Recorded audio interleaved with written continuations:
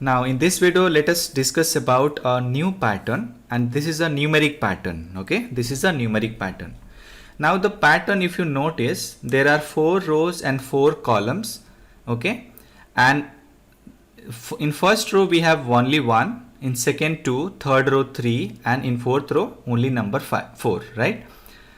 And similarly, if this is for n is equal to 4, if n is equal to 2, then we are going to get 1 1 2 2. If n is equal to 3, it will be 1 1 1.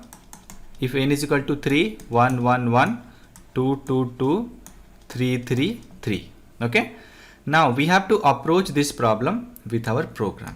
Okay, now we understand that there are number of rows, so we have to start with a for loop.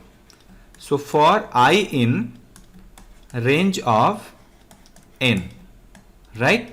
Now if n value is 3, it is going to be 0 1 2. For these values of I, the loop will be executed, right? Now within that, print.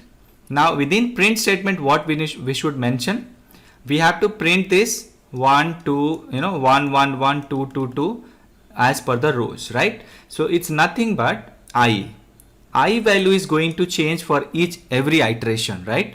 Starting with 0, then it will be 1, then it will be 2, so on, based on the n value, right? Now let us take I plus 1, because I value is 0 and we have to print 1, right? So I plus 1, this we have to convert into str. So str of I plus 1 plus a single space and then bracket into n, right? This is our final program. Okay, so multiplied by n because there is repetition for these numbers. Now I value is going to be starting with 0, so I plus 1 is going to have what? This is going to have the value 1, starting with 1, right? And for next iteration it will become 2, then 3 and 4 and so on. That we have converted into a string, and then we have added a space, and then the whole, which is a string, multiplied by n. Okay, so let us implement this program in our PyCharm. Okay, so for before that, let us take the user input. Int of input, enter number of elements. Okay, now we have the user input, which is a integer, right? We have converted into an integer. Now let us iterate this. For I in range of n, within that let us print. Now what we have to print? We have to print I plus 1, that has to be converted into a string. Now let us add a space.